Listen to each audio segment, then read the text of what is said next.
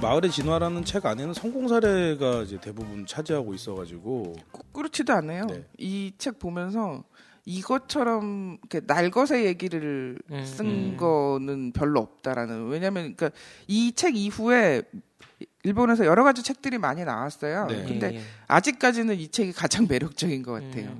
좋은 얘기랑 리얼한 얘기들을 다 섞여 있어서 그러니까 저희가 일본 강원도하고 제주하고 일본하고 연구 대상이긴 한데 뭐 일본이냐라는 질문을 받을 때도 있거든요. 근데 그게 두 가지죠. 그러니까 배우거나 아니면 저러면 안 되겠다라는 그런 건데 또 하나는 이렇게 인접성 같은 것들이 있어요. 그 커뮤니티에서 로컬 단위로 가면 사람 사는데 다 비슷한 거 아닌가라는. 그래서 굉장히 이렇게 좀 비슷한 사례인 느낌. 서구일 경우에는 조금 달라요. 그러니까 시민사회가 발전돼 있어서 네네. 뭐 사회자본이 발전돼 있고 뭐 시민사회가 훈련이 많이 돼 있고 네덜란드 자원봉사자가 뭐 70%라는 이런 식의 비율들. 우리는 그렇지 않잖아요. 네. 근데 그런 이렇게 유사한 스케일인 게 중국보다는 일본 쪽에 많지 않았는가라는 생각이 들었고, 그리고 그 지방 창생 정책이라는 마스터 보고서라는 게 2014년에 나왔는데 우리나라도 지금 지역 소멸 관련된 정부 정책 보고서 되게 뭐 되게는 아닌데 뭐 조금 나오고 있긴 한데 정부에서 로컬을 제대로 정책으로 보고 있나라는 부분들이 있거든요. 근데 제가 보기에는 한 2020년대 중반 되면 로컬에 대해서 지금 뭐 선거가 있기도 하고 그렇지만 그래서 뭐 창업 지원하겠다 그러지만 창업 프레임을 못 벗어나는 부분들이 있어요. 로컬에 사람이 사는 데고 물론 그러니까 자영업자 뭐 이런 부분들도 중요하긴 한데 왜 자꾸 경제적으로만 접근하는, 그러니까 라이프 스타일로 접근해야 되는 부분들, 바라보는 시각이 좀 교정돼야 되는 부분들도 있는데 그렇게 따지면은 정책으로 로컬이 예전에 무슨 지방분권 얘기하듯이 스포트라이트를 받으려면 한 2020년대 중반 이런 정도로 볼 수 있단 말이에요. 그러면은 지금이 4월이니까 7, 8월 정도 한 3, 4개월 후 정도 돼야지 얘기들이 더 본격화될 수 그럴 수도 있고 앞으로 몇 년 뒤일 수도 있죠. 왜냐면은 2020년의 중반이야. 2020년대 중반. 왜냐하면 징그러울 정도로 로컬에 관심이 없어요. 중앙 정부에서는 아주 징그러울 정도, 굉장히 시혜론적인 입장에 있고 이런 거 연구한다고 밖에서 이제 뭐라 해야 되나 제도적인 기존에 제도적으로 센 그 영역들과 얘기를 하다 보면은 별로 관심 없어요. 그러니까 청년들은 굉장히 관심 있어 하죠. 자기네들이 어떻게 가서 좀 재미있게 뭐 워라밸 이런 부분 가치들도 얘기를 하지만 아직은 우리나라는 과거로부터 이어진 그런 프레임이 굉장히 강력하고 그게 물렁물렁해지거나 개방적이 되려면 시간 좀 걸릴 것 같아요. 근데 그런 차원으로 본다면 일본이 먼저 시작했기 때문에 망하는 것도 먼저 보여줄 거고 잘 되는 것도 먼저 보여줄 건데 망하면 왜 망했는지 잘 되면 왜 잘 됐는지라는 요소를 갖고 오고 싶은 거죠. 그대로 이입할 수는 없는 거고 그래도 뭐 제가 볼 건 있지 않을까. 관련된 용어로 일본에서 뭐 한계 추락이라고 하는 우리는 뭐 지방 소멸 이렇게 얘기를 하는데 소멸이나 한계 추락이나 둘 다 굉장히 위기 상황을 표현하는 단어이긴 하거든요. 일본에서 그런 우리식으로 따지면 지방 소멸 논의가 언제부터 시작이 된 건가요? 이게 그러니까 마스다 보고서 나온 게 2014년이긴 한데 그 이전부터는 있었어요. 그래서 시민 운동하는 쪽에서는 일본의 시민사회가 굉장히 강하다 뭐 이런 식의 얘기들도 있었고 로컬이 세다 이런 얘기도 있었고 그게 중앙정부에 대한 기대감이 없어서 그렇다 이런 얘기도 있었고 풀뿌리 일본의 시민사회는 풀뿌리가 강하다 뭐 이런 식의 얘기도 있었거든요. 근데 정책적으로 어쨌건 접근하게 된 거는 2014년이니까 2010년대 중반쯤이고 그게 버블이 끝나는 시점. 그 부동산 버블이 끝나면서 90년대 말쯤에 제가 그러니까 일본 자주 가는 편인데 좀 신기하다고 생각한 건 망한 걸 망한 그대로 보여줘요. 일본이요? 네, 그러니까 건물이 비어 있잖아요. 그럼 그게 굉장히 흉물스러우니까 뭐 그거를 뭐 부셔버리고 뭐 다시 지을 수도 있고 뭐 이런 식으로 할 텐데 너무 그대로 보여주니까 망한 걸 자랑하나 뭐 이런 생각도 들 정도로 너무 리얼하게 보여줘서 우리는 이렇게 안 좋은 거 빨리빨리 치우고 이렇게 깨끗하게 하려고 그러는데 그걸 보면서 이게 어떤 의도가 있어서 이런 게 아니라 한꺼번에 확 망했구나 이런 생각이 들더라고요. 그러니까 이걸 어떻게 손을 못 댈 정도로 손을 못 대는 상황, 지금도 그런 걸 많이 보게 되는데, 그러니까 그게 버블의 90년대 후반인가요? 90년대 후반이에요. 그러면 이 90년대 후반에서 2014년까지 한 20년 됐다는 얘기잖아요. 그렇죠. 90년대 후반이면 2000년대 후반. 그렇죠. 20년 정도. 네, 그러니까 20년 동안 그런 일들이 있었던 거죠. 그러니까 부동산 버블이 없어진 것에 대한 충격 부분, 그거를 수습해야겠다라는 생각. 그러면 그거를 중앙정부는 표를 연결하기 위해서 로컬에 이 책에도 나오는데 로컬에 떡 하나 주자라는 생각을 했었을 거고, 네. 로컬에서는 뭐 중앙정부에서 하는 거 뭐 돈이야 주면 이득이니까 받겠지만 과연 글쎄 이런 식의 혼란스러운 상황이 한 20년 정도 있었던 거 아닌가. 지금 우리나라도 지금 그런 상황 속에 있잖아요. 무슨 특별 교부금이니 해서 자금을 확보를 해오는데 그게 이제 지역 국회의원이나 단체장 같은 게 자기 실적인 것처럼 되거든요. 그렇죠. 근데 가져와서 소프트웨어에 안 쓰고 다 하드웨어에 써요. 그러니까 건설회사만 배불려주는 일이. 그리고 어떤 돈을 쓰면은 뭐 언제나 여기도 똑같은 얘기였는데 여기는 그걸 좀 풀었다고 그 일본 쪽은 그거 그 가미야마 쪽은 그거 약간 풀었다고 그러는데, 그러니까 가령 로컬 재생 사업이 될 경우에는 뭐 3년 단위 사업으로 해줘라 뭐 이런 식으로 그 지방 정부하고 얘기를 했었다는데 우리는 1년 단위로 다 써야 되잖아요. 네, 그렇죠. 그리고 1년 단위로 성과를 보여줘야 되잖아요. 근데 사람이 하는 일이 1년 내 1년 만에 딱딱딱딱 완성되는 일들이 아니잖아요. 실제로는 1년이 아닙니다. 왜냐면은 그렇죠. 10개월 뭐 이런 10개월. 왜냐면 보통 설 연휴 때 뭐가 공모가 나와서 3월에 발표돼서 뭐 무슨 협약 체결하고 그러면 4월이나 5월에 사업 시작해가지고 공무원은 10월 말에 끝내달라 그래요. 11월에 정산하게. 차 떼고 포 떼면 3개월이죠 사실은. 준비하고 뭐 하다 보면은 이제 3개월 만에 사업을 후딱 해야 되니까. 되게 웃기는 거예요. 그래서 이 책에도 이제 공무원이 현장에 가서 보니 사람들은 회의할 때 이러저런 얘기를 했는데 자기는 현장을 몰라서 그 회의에서 한마디도 할 수 없었다라는 대목이 나오거든요. 정말 남의 일 같지 않은 네. 그렇죠. 그런 부분들이 있는 거죠. 일본이 선진국인 줄 알았는데 우리랑 별반 다른 바가 없는 모습을 보게 되는 거군요. 그래서 그런 그게 발견하고 싶지 않은 공통점이지만 아무튼 그런 것들도 유념해 둬야 되는 어떤 변수라는 측면에서는 되게 이렇게 낄낄낄거리면서 별로 안 달라 뭐 이러면서 보고 그랬었어요. 네, 뭐 그 로컬의 진화라는 책이 빨리 나와야 될 것 같다는 생각이 열심히 들었습니다. 쓰고 있습니다. 아, 네. 금방 집필 내실 것 중이시니까 같은데. 금방 나오겠네요. 네. 여름에 내려고 하고 있는데 저희 팀이 이제 그래가지고 모델링을 하느라고 UJ 아이턴 쪽을 계속 그림 그리고 뭐 이러면서 가설을 이제 세우고 뭐 이런 건데 이 저자 이 역자가 아니라 이 마을의 진화 저자도 되게 웃기는데 맨 뒤에 그 맺은 말 보면은 제목이 되게 웃겨요. 가설이 뒤집어진 쾌감. 그러니까 어떤 사람들은 접근할 때 항상 잠정적으로 자기의 선입견이나 가설을 갖고 들어간단 말이에요. 저긴 저런 되겠지? 근데 이 사람도 간다세이지 씨도 그걸 갖고 들어갔단 말이에요. 네네. 로컬에 누군가 그 지역에 뛰어난 누군가 있었을 거야. 리더십이 출중했겠지.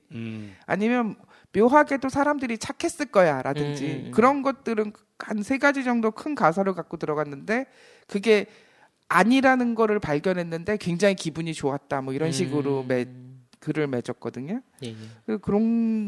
그런 것들도 저희도 한번 연구팀 입장에서는 그런 것도 한번 경험해보고 싶다 이런 생각이 있어요. 공교롭게도 이제 코로나가 올해 창궐하게 되면서 좀 많은 사람들이 BC와 AC로 나눠질 거다. 비포 코로나와 뭐 애프터 코로나로 그렇죠. 나눠질 그 거다. 이전으로 절대로 돌아갈 수 없다. 네. 뭐 이런저런 얘기를 하는데 로컬에 관심을 갖고 집중을 하게 되는 점도 아마 코로나 이후에 있을 거다. 왜 사람들 많이 모이는데 못 가니까 뭐 이런 얘기도 있고요. 그게 근데 그러니까 공간으로서인지, 그러니까 지리적인 공간으로서인지. 아니면 그냥 이렇게 어떤 관념 속의 어떤 소규모로서의 커뮤니티를 얘기를 하는 건지는 아직까지는 뭐 예견할 수는 없지만 지금 상황이 진행 중이니까 사람들이 이제 이야기들이 시작해서 담론이 형성되기 시작하고 있는 것 같고요. 그렇죠. 근데 불구하고 아직도 저는 그 맨 처음에 얘기했던 그 낭만론, 폄훼론, 시혜론 그거가 좀 아니었으면 좋겠다라는 다음으로 식량 자급에 대한 이야기들이 나오면서 다시 농촌 어촌에 대한 관심을 가질 것 같은 그런 이야기들이 나오고 있어요. 근데 그게 농촌의 거를 싹 빼가지고 도시에다가 싹 가져가는 그런 상황은 안 됐으면 좋겠어요. 그렇죠. 중요한 거는 당연히 내추럴한 게 좋고 웰빙도 좋고 다 좋은데 네네. 서로 잘 살아야 되는데 그런 거 아니면 지금 우리나라가 식량 자급률이 굉장히 떨어지거든요. 20% 정도 수준으로 알고 있거든요. 그렇기 때문에 이제 그 요번에 코로나 때문에 국가 간 무역이 중단이 되고 이런 일들이 벌어지면서 식량 자급 차원에서 뭐 농촌으로 가야 되는 거 아니냐 뭐 이런 얘기들 텃밭을 가꿔야 되는 거 아니냐 뭐 요런 생각하시는 분들이 좀 조금씩 나타나는 것 같은 그런 분위기입니다. 근데 이제 농사 지으시는 분들이 그런 얘기 들으면 정말 열폭할 얘기죠. 맞습니다. 네. 오히려 코로나 때문에 농사가 쉽냐 뭐 이런. 네. 올해 농사 망쳤다고 그런 분들도 있더라고요. 물동량 같은 것도 감소해서 수확 제때 못하고 그래가지고 봄철 작물 같은 게 갈아엎은 경우도 있다는 얘기 들었어요. 만만한 일은 아닌 것 같습니다. 도시에 살고 있는 사람들이 농업을 잘 모르니까 그냥 관념적으로만 그렇게 얘기를 하는 것 같아요. 그러니까 로컬의 삶이라는 것을 연구하면서 재밌게 느낀 거는 내가 도시에서 사는 삶에 대해서도 다시 생각해보는. 그러니까 사람 사는 데는 다 힘들어요. 네. 그리고 결코 어딜 가도 아름다운 데는 없죠. 그러니까 현실은 시궁창이다, 현실은 지옥이다, 뭐 이런 얘기들이 있는데 그럼에도 불구하고 새로운 방식을 적용할 가능성이 로컬 크리에이터라든지 로컬 담론에서 그런 것들이 그런 새로운 가치를 제시할 수 있다라는 가능성, 그걸 제시한다는 측면에서 굉장히 재미있는 거 아닌가라는 생각이 들죠. 인구 차원에서 들여다본다면 좀 어떻게 볼 수 있을까요? 어떤 규모 있는 실험을 하려면 아니면 규모 있는 어떤 생태계를 만들려면 어느 정도여야 될까 그런 거. 그래가지고 계속 그 국내 로컬 다니면서도 여기는 인구가 얼마나 되나 계속 보게 되거든요. 그리고 일본에 가서도 그 활동하는 사람들한테 너네 활동 범위는 몇만 명을 커버하려고 그러는 거냐 그걸 물어보는데 그걸 대답을 하더라고요. 그런 사람들이 있어요. 그래가지고 우리는 우리 사무실에서 지하철 2정거장까지만 커버해. 나머지는 못 한다고. 그걸 자기네가 파악을 한 거예요. 근데 그걸 알고 있는 거 아닌가는 굉장히 중요한 것 같은데 처음에는 그냥 러프하게 그냥 대충 생각했을 때는 한 10만 명이면 뭔가 이렇게 모여서 얘기할 수 있지 않을까 하는 생각이 드는데 정치학 쪽에서도 왜 저희가 행정구역이 있잖아요. 그럼 그거를 10,000명 단위로 쪼개야 된다라는 얘기하시는 분들도 있거든요. 왜 10,000명인 건가요? 그게 딱 그 정도가 적당하다고. 그러니까 같이 어떤 직접 민주주의를 할 수 있는 뭐 회의를 그 하고 모여서 10,000명 중에 뭐 몇천 명이라도 모여서 얘기를 하고 그런 식으로 얘기를 하는데 처음에 저도 로컬 연구할 때는 10만 명 정도면은 되지 않을까라고. 왜냐면 우리나라 도시 규모로 생각해서. 근데 10만 명이 넘어야지 시가 되잖아요. 그렇긴 한데 그 행정구역 단위로 보는 거 말고 그냥 단위로 봤을 때는 10,000명 정도가 뭔가 변화를 도모할 수 있는 그런 게 아닐까. 그런 생각도 좀 들더라고요. 근데 굉장히 꿈 같은 얘기죠. 어림도 없는 얘기죠. 서울 인구 1,000만이니까. 그렇죠. 서울하고 경기 같은 인구가 1,000만씩 나오니까요. 근데 그 덤바의 넘버라는 게 15명이잖아요. 그렇죠. 15명으로 해서 네트워크가 연결되고 뭐 이런 얘기를 하는데 어떤 청년이 있단 말이에요. 어떤 로컬 크리에이터가 있어요. 그리고 그 사람이 옆에 또 친구가 있어.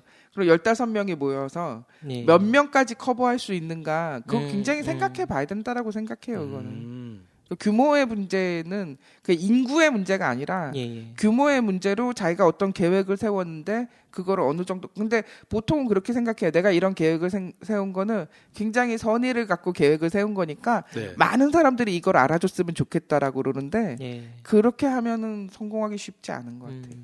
지금 박사님 말씀 속에서 저는 좀 인사이트라고 하긴 뭐한데 살짝 뭔가 빛이 비춰진 것 같거든요. 지금 보면은 이제 지방 도시의 원도심 재생 사업이라든가 귀농귀촌 사업 같은데 편승해 보고 싶은 그런 청년들이 있어요. 그래서 자기도 그 대도시에 맞지 않는 자기의 정서라든가 라이프 스타일 때문에 그렇게 가고 싶어 하는데 방금 말씀하신 거 보면은 15명 정도의 동료를 거기서 자기가 만들 수 있는가 이런 것도 생각해 볼 필요가 있는 거죠. 그 사회생활 해본 사람들은 다 공감하는 거지만요. 5명도 못 만들어요. 그렇죠. 찐 동료. 그 둘도 힘들거든요, 사실은. 주커버가 그랬잖아요. 5,000명의 친구가 생긴 순간.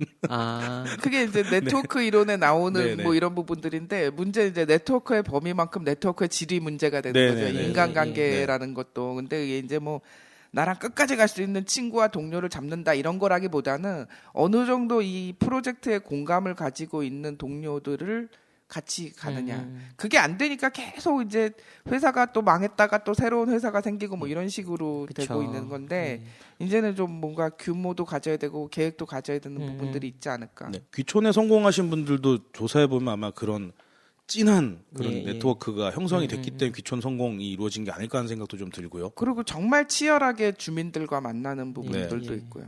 그래서 귀촌하거나 뭐 지방 원도심 같은 데 가서 터전을 잡고자 한다면 내가 거기서 나의 라이프 스타일 비즈니스를 펼쳤을 때 정말 공감해 줄 수 있는 15명의 네트워크를 만들 수 있는지 없는지를 좀 정량적으로 분석할 수 있는 뭐 그런 게 좀 있어야 되지 않을까 하는 생각도 살짝 들었습니다. 현실적인 관점도 가져야 되는 것 같아요. 네네. 조희정 박사님과 함께 마을의 진화 이 책과 관련된 이야기들 쭉 나누고 있는데요. 뭐 저희가 어떤 뭐 뚜렷한 뭐 흐름을 갖고 얘기하는 건 아니고 그냥 카미야마 마을 갔다 오셨더니 어땠어요? 이 책은 어떤 계기로 번역을 하시게 됐어요? 이런 얘기를 하게 됐는데 로컬에 대한 굉장히 많은 이야기들이 오가고 있는 것 같아요. 그렇죠. 그동안 저희가 약간 경제적인 측면에서 많이 접근을 했는데 사회 일반론에 대해서도 한번 돌아볼 필요가 있었던 것 같아요. 오노지 공동주택 짓고 있었거든요. 작년에 갔을 때. 네. 그 공동주택 짓는데 주민들이 모여서 회의를 했대요. 그래서 여기를 어떻게 만들었으면 좋겠다. 그러면 건축가 입장에서 얼마나 황당했겠어요. 프로페셔널이 봤을 때 그 관점이 있는데 주민들이 이 방은 이렇게 졌으면 좋겠고요. 이렇게 하면 건축가는 미치는 거잖아요. 그쵸, 근데 그쵸. 그 시간은 오래 걸린 거예요. 그러니까 저는 이 지역이 마음에 드는 게 오래 걸렸기 때문에 마음에 들어요. 빨리빨리 안 했기 때문에. 근데 이 건설하고 있는 그 오노지 공동주택을 결국은 주민의 뜻대로 주민사랑방, 주민도서관 뭐 이런 식으로 그리고 어떤 거는 약간 덜 매끈하게 안 지어도 그냥 산책길 뭐 이런 식으로 해서 지었는데 그게 아마 올해쯤 완성되는 걸로 알고 있는데 이 가미야마 그 연대공사에서 그 그린밸리 쪽에서 뉴스레터 비슷한 이메일이 와요. 보면은 지금 계속 가장 성공한 게 아티스트 인 레지던스가 굉장히 성공을 해서 왜냐하면 외국에서 너무 많이 와갖고 마을의 진화 책 서부도에서부터 얘기하고 있는 게 예, 그리고 그거를 뭐 굉장히 유명한 저명한 이렇게 막 그레이드가 높은 예술가가 아니라 주민들이 뽑았단 말이에요. 전문가가 뽑은 게 아니라. 근데 그렇게 해서 온 아티스트들이 계속 여러 가지 작품들을 내고 구글링 했을 때도 그 사람들의 작품들을 굉장히 많이 볼 수 있었거든요. 이 사람들이 카미야마에 있었던 사람인데 딴 데서 자기 블로그에 이렇게 올리고 예술 작품 굉장히 활발하게 하는구나라고 생각했는데 그거를 1년 단위나 5년 단위로 해가지고 그 그린밸리에서 자료집 비슷하게 계속 내고 있더라고요. 그러니까 사업을 중간 매짐을 굉장히 잘하는 거죠, 단계적으로. 그래서 그런 이렇게 차분하게 쭉 지속되는 느낌, 붕 떠 있지 않고. 네네. 그런 느낌이 굉장히 좋았던 것 같아요. 저는 이 그린밸리라고 하는 이 NPO라고 그 비정부 조직, 비영리 조직이잖아요. 뭐 어떤 단체인지 무슨 이상한 비밀 결사 단체는 아닌 건지 이 사람들이 무슨 도시재생 지원센터도 아니고 CRC 역할을 하고 있는 건데 대체 이건 뭐지? 뭐 어떤 능력으로 이런 사람들이 이런 걸 갖추게 됐지 이런 생각도 좀 들었어요. 처음에는 그 인형 보내기 이벤트 뭐 이래서 한 4명 그리고 그것도 아주 나이 많은 아저씨 4명 그랬는데 그때 가서 저희가 인터뷰했을 때는 20, 30대 친구들도 있었어요. 그리고 외지에서 온 사람들도 있었고 그래가지고 어떻게 여기 오게 됐어요? 그랬더니 그냥 이렇게 잠깐 궁금해서 아니면 친구 따라 왔는데 며칠 지내다 보니까 그린밸리라는 게 있다고 그래가지고 나 가서 일할 거 있냐고 그러니까 오라고 그래갖고 일하게 됐다고 이러면서 막 얘기를 하고 그러니까 굉장히 이렇게 아마추어적으로 얘기를 하기도 하고 막 이러는데 동네 마실 갔다가 일 도와주다가 그거 직업이 돼버리니까 그러니까 어쩌다 보니 엮인 케이스 뭐 이런 건데 그게 뭐 이렇게 강압적으로 그런 게 아니라 자기는 조금 이렇게 큰 도시에서 벗어나고 싶었다라는 친구들도 좀 있었고 그리고 여기 일하는 방식이 마음에 들었다라는 것도 있었고 보통 그렇게 저도 나이가 있으니까 그리고 우리 팀들도 나이가 좀 있거든요. 보면 딱 안단 말이에요. 위에서 내리 찍는 조직인지 아니면은 그냥 이렇게 뭔가 이렇게 수평적인 조직인지. 근데 적어도 느낌은 굉장히 수평적이라는 인상을 받았었고 각자의 영역에 대한 독립성이 있었었고 그런 것들을 굉장히 편하게 하는. 그러니까 나이 든 사람이 갑자기 하고 나타나가지고 뭐 하는 거야 뭐 이런 식의 느낌은 없었던. 그래서 그런 문화를 만들었다라는 건 좀 신기했. 그래도 상근자가 이렇게 있고 그러면 재원 조달이 어떻게든 되고 있다는 건데 그거는 뭐 그게 그 NPO마다 달라요. 네네. 그래서 정부 지원을 많이 받는 쪽과 후원금을 많이 받는 쪽과 자기네 사업을 하는 비율에 따라서 다른데 네. 그린밸리 같은 경우는 그것보다는 약간 자급하는 부분들이 좀 있었고 그다음에 그 정부랑 관계로 해서 한 50 정도? 그리고 이 책이 약간 아쉬운 게 그런 돈 이야기가 이렇게 클리어하게 나오진 않아요. 근데 이 정도 사업했다라는 걸로 유추해서 하는 건데 네네. 일본의 다른 지역에 가서 보면은 이 정부 지원 받는 부분이 너무 많이 컸을 때는 그걸 가지고 굉장히 고민을 하더라고요. 그걸 실적으로 생각하는 게 아니라 이렇게 하면은 정부 지원이 중단됐을 때 우리가 자립할 수 없다. 그러니까 우리가 자립할 수 있는 방안을 키워야 된다. 이런 거를 고민하는 NPO도 봤거든요. 그런 점은 우리가 배워야 될 부분이네요. 우리는 정부 중앙정부에서 많이 따오는 게 중요하다라고 생각하는 편이잖아요. 그게 근데 안정적일 수도 있고 안 안정적일 수도 있고 또 정치적으로 생각하면 자치단체장이 누구냐에 따라서 또 바뀔 수도 있는 부분들도 있고, 그러니까 변수 예측, 그러니까 본인이 컨트롤할 수 없는 변수가 되게 많을 수 있기 때문에 그 부분이 단체를 이끌고 가는 사람 입장에서 불안한 거죠. 일본에서는 슈퍼공무원이 등장하는데 우리는 슈퍼공무원이 등장하지 못한 이유가 여기도 있는 것 같습니다. 근데 한 명이잖아요. 슈퍼공무원.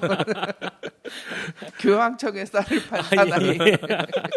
근데 일본에 그런 슈퍼공무원을 모델로 해서 드라마도 나오고 그랬어요. 저거 나폴레옹의 말.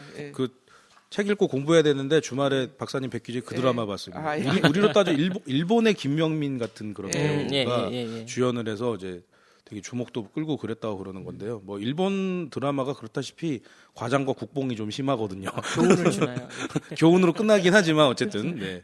기후의 이주라는 일본 드라마가 최근도 아니지만 한 1, 2년 전에 나온 게 있는데 그거 보면은 처절해요 정말로. 그러니까 젊은 여성 둘이 로컬에 갔는데 뭐 잘 지내기는 하는데 그 과정에서 공무원들이 다 따라다니면서 이 빈집은 얼마고 꼭 오셔야 하고 뭐 이런 얘기를 해가지고 와 지방에서 공무원 하려면 진짜 힘들겠다. 주민들하고도 사이좋게 지내야 되고 이주자도 유치를 해야 되고 건물 관리도 해야 되고 뭐 1인 10역을 해도 모자라겠다 뭐 이런 식의 느낌. 근데 아마 우리나라도 그런 공무원들이 굉장히 많이 있겠죠. 네네. 그 정치학 박사님이시라고 명함을 받으니까는 생기는 질문이 좀 있어요. 좀 개인적인 질문이라서 청취하시는 분께 죄송한데 제가 어딘가 커뮤니티 어딘가에다가 박사님 모시고 팟캐스트 한다고 질문 있으면 남겨달라고 했는데 아무도 안 남기셨거든요. 이게 무게감이 좀 있습니다. 주제도 그렇고. 제가 잘 안 보이는 데다 질문을 남겨서 그랬을 수도 있는데. 그 일본하고 우리하고 좀 전통적으로 다른 게 일본은 분권적 정통이 굉장히 강하잖아요. 그러니까 그 원인이 그쵸. 봉건 영주들을 중심으로 한 그런 분권적 전통이 임진왜란 때 그때쯤 돼야지 중앙 집권이 확립이 되잖아요.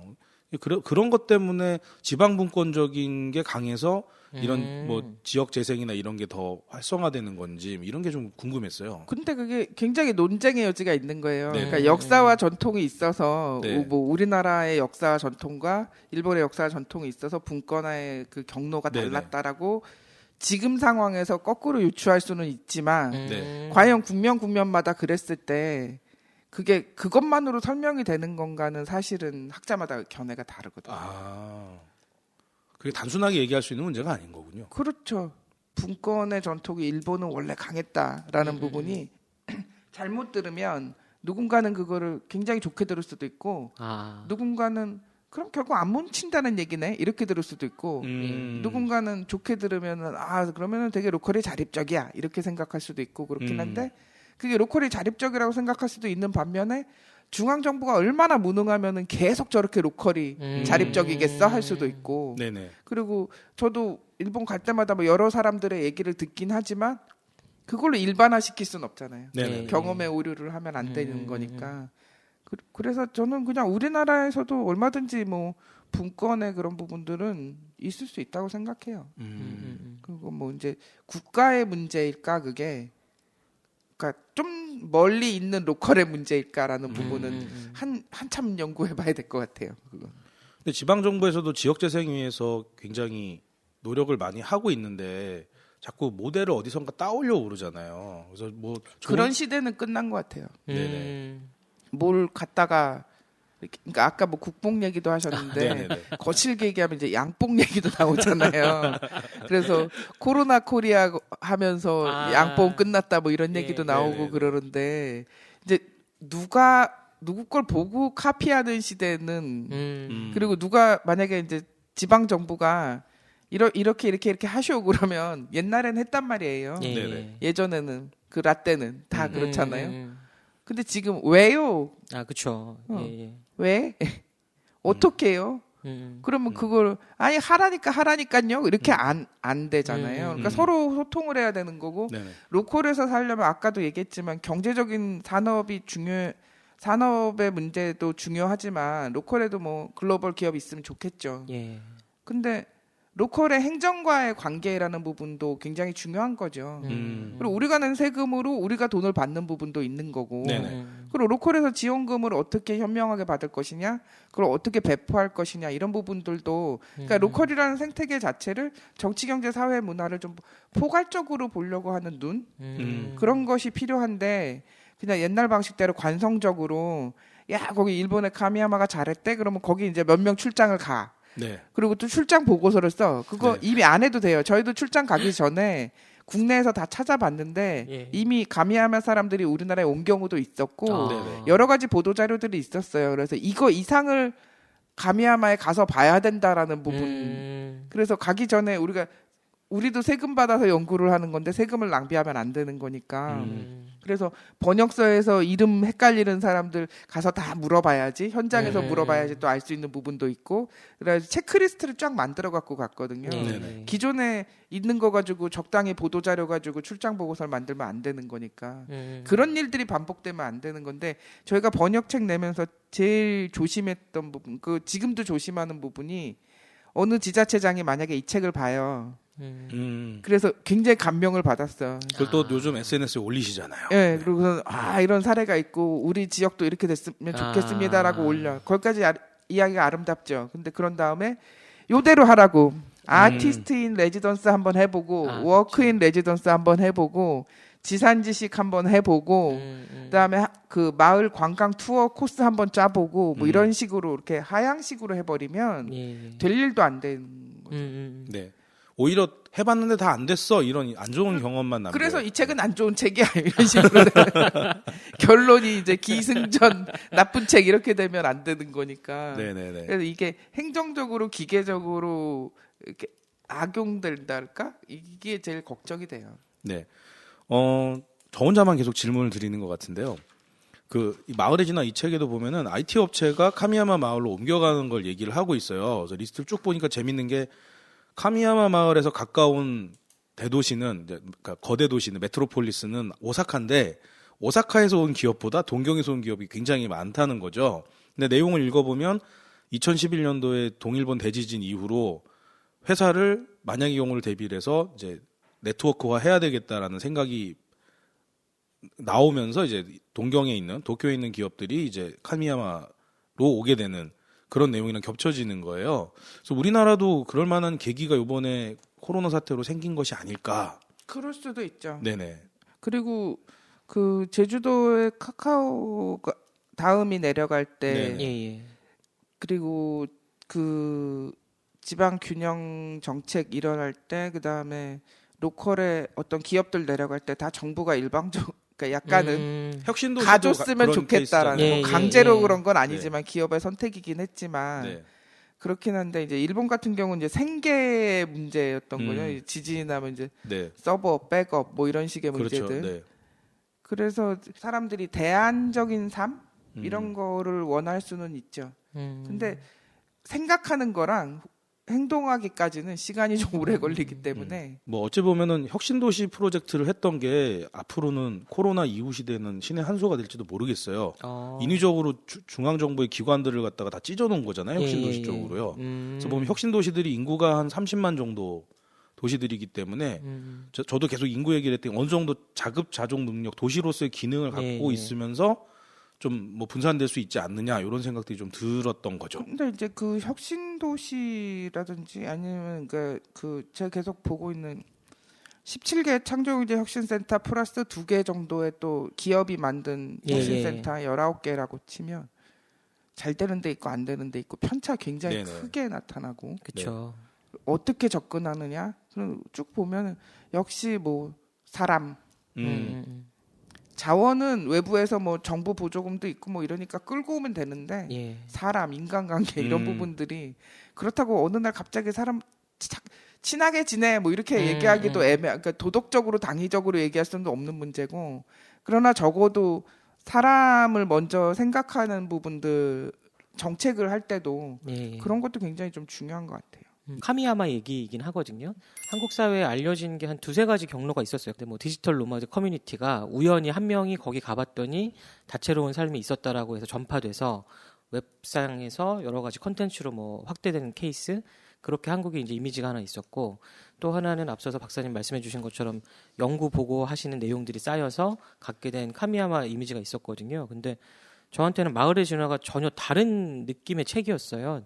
기존의 한국 사회가 알고 있었던 카미야마는 아까도 정책 말씀하셨지만 약간 만능론에 가까웠다는 생각이 들거든요. 디지털 노마드가 가면은 마치 천국의 삶을 살 것처럼 아까도 처음에 우리 녹음 시작할 때 뭐 시내가에서 와이파이가 터지는 막 이런 게 엄청 상징적이었는데 또 시간이 많이 지나다 보니까 요즘에 그 재민천 스테이도 재민천에서 노트북 펴고 있잖아요. 그래서 일상이 됐는데 그 이후에 어떻게 될 거냐, 그리고 박사님 말씀해 주신 것처럼 어떤 무게를 가질 거냐가 저는 좀 중요한 문제라고 생각을 하거든요. 근데 그 이유가 이제 마을의 진화를 떠나서 그동안에 강원이나 제주 로컬 크리에이터 많이 만나셨잖아요. 근데 저희는 경제적 측면으로 만나가지고 이 회사가 잘하고 있다, 뭐 투자 가치가 있다, 앞으로 뭐 지역 내에 경제적 효과를 뭐 유발할 거다, 또는 저희가 이제 그동안에 계속해서 얘기했던 건 지역 경제 활성화거든요. 근데 지역 활성화는 또 다른 얘기인 거잖아요. 경제가 활성화되는 건 특정 커뮤니티만 부를 가질 수 있는 거기 때문에, 그래서 이런 문제에 있어서 그 마을의 진화 이후에 저는 로컬의 진화 아까 말씀해 주신 거 좀 빨리 만나봤으면 좋겠거든요. 분명히 이런 내용 담을 것 같다고 좀 생각이 들고요. 자본주의 사회에서 돈 없이는 살 수 없으니까 로컬 경제 중요하죠. 당연히 중요하고 그게 어쩌면 반 이상일 수도 있고, 마을의 진화 이거 번역하기 전에 이 가미야마에 관한 국내 자료들 쭉 보면서 저는 숨이 막혔는데 너무 아름답게만 그쵸. 그래갖고 되게 찌질하게 살다가 갑자기 힙한 척 해야 되나? 뭐 이런 로컬들이 그렇게 느낄 수도 있는 거예요. 갑자기 우리 로컬은 되게 촌스러워 보이고 일본 로컬은 뭐 되게 저렇게 핫하게 가는데 그거는 아닌 거잖아요. 그래서 가서 보면서 우리나라에 보도됐던 것보다는 의외로 볼 거 없다라는 게 되게 통쾌했었어요. 그러니까 안심이 됐었다 그럴까? 그냥 조용히 생활하고 있는 거예요. 그래가지고 그 16개 위성 사무실이 있는데 문 닫은 데도 있었고, 거기 오늘 일 안 해요. 그러면서 딴 데 갔대요. 그럼 사람이 출퇴근을 규칙적으로 해야지 뭐 이렇게 하는 게 아니라, 그리고 뭐 다들 뭐 어디 가기도 하고 없을 때도 있고 이렇게 막 보글보글거리고 막 액티비 막 이렇게 활성화돼 있는 이런 느낌은 아니었거든요. 그래서 그냥 생활이라는 게 아무 일 없이 이렇게 조용히 덤덤하게 가는 것도 좋은데 막 핏대 올려가지고 막 이것도 문제고 저것도 문제고 막 이러는 것보다는 이런 평화로운 로컬 이런 모습도 하나의 상이 될 수 있고, 뭐 역동적인 로컬도 상이 될 수 있고, 왜냐하면 뭐 거제나 군산에서 조선업 쫙 빠질 때 보면은 마치 할렘처럼 도시가 공동화되고 그 공간에 사람이 없어져 버리고 이런 경우도 있잖아요. 그러면 그런 경우를 또 살려나가는 방식은 또 다른 방식일 수 있는 거죠. 그리고 또 하나는 지역에 가서 원래 계시던 분들한테 제가 여기서 이거 하려고 그래요 할 때 어려운 말로 아니게 소통이 됐으면 좋겠어요. 근데 지금은 제가 약간 이렇게 고민하는 부분도, 로컬 크리에이터 그때 제가 제 페북에서 쓴 거 보셨겠지만 로컬 크리에이터라고 어느 공무원한테 얘기하니까 유튜브 크리에이터냐고 그랬던 그쵸, 거. 보통은 그렇게 생각하시죠. 그게 그 공무원이 무식해서가 아니라 그러니까 그 용어 자체도 그러니까 일상적인 용어로 안 돼 있다는 얘기는 그게 이렇게 삶하고 쫙 유착 이렇게 붙어 있지 않다라는 그쵸, 얘기잖아요. 그쵸. 뭔가 떠 있다라는 거기 때문에 그게 이렇게 밀착돼, 그러니까 뭐 어떤 용어나 어떤 가치나 뭐 어떤 돈이든 이런 부분들이 로컬의 삶과 딱 밀착되지 않으면 로컬에 대한 얘기는 아무리 해봐야 그들의 얘기, 뭐 청년 일부의 얘기 이렇게 될까봐 그러면은 과거에 지방 뭐 균형 발전, 지방 분권 얘기했던 거랑 비슷한 상황이 또 반복될 수도 있으니까 그게 좀 걱정이 되고 그렇지 않은 분석을 좀 하고 싶다라는 생각을 하는 거죠. 네. 자, 오늘 긴 시간 대화 나눴는데요. 박사님 오늘 어려운 걸음 해주셔서 감사드립니다. 아유, 아닙니다. 저는 이 책을 사람들이 많이 읽었으면 좋겠어요. 마흔의 진화입니다. 많이 사주세요. 책 제목인데요. 결국 원래 제목은 딴 제목인데 가미야마 진화론이었거든요. 원래는. 근데 진화라는 게 뭐 다윈의 진화론 뭐 이런 얘기도 하지만 우리가 자연적 진화 환경에 있는 게 아니라 지금은 사회적 진화 환경에 있는 거기 때문에 그러면은 이익도 중요하고 제도도 중요하고 사람도 중요하다라는 그런 거를 좀 고민하게 되는 계기가 되면 좋겠어요. 네, 오늘 방송 여기서 마무리할까 합니다. 어려운 걸음 해주신 조희정 박사님께 감사드리고요. 네, 감사합니다. 고맙습니다. 다시 돌아오겠습니다. 다음 팟캐스트로 또 찾아뵙도록 하겠습니다. 감사합니다.